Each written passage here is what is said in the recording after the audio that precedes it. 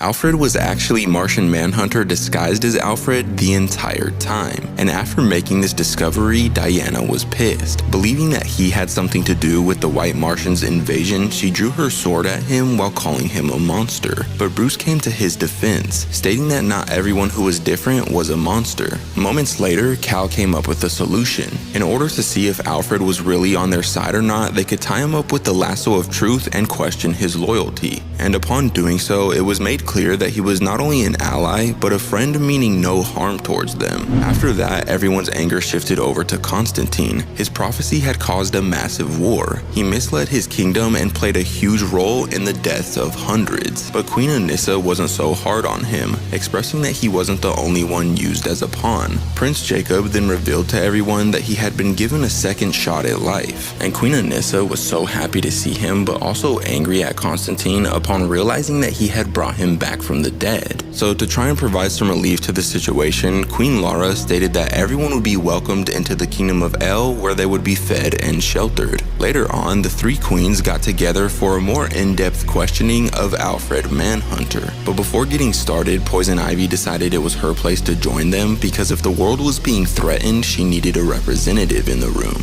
Once Manhunter got to explaining, he expressed that his homeworld was beautiful, a beautiful place to grow up and a beautiful place to raise a family. But its inhabitants were divided because of a white Martian named Protex, basically alien Hitler, who believed that the green Martians were inferior, so he tried enslaving all of them. But the green Martians refused to go down without a fight, causing a civil war to break out. And although the green Martians weren't as ferocious or as skilled in combat as the white Martians, they did happen to be a lot smarter, so they produced massive weapons of destruction, weapons of fire that gave them a fighting chance. But unfortunately, when the war finally ended, there was nothing worth fighting for. Practically the entire planet was destroyed, but Protex still continued to hunt them, determining that they should all be killed if they couldn't be enslaved. So they hid beneath the surface, building tunnels that they would spend the rest of their days in. But then one day, Alfred Manhunter's wife called their son over, which was a problem because his wife was dead. It was actually Protex shapeshifting as her to kill Manhunter's son.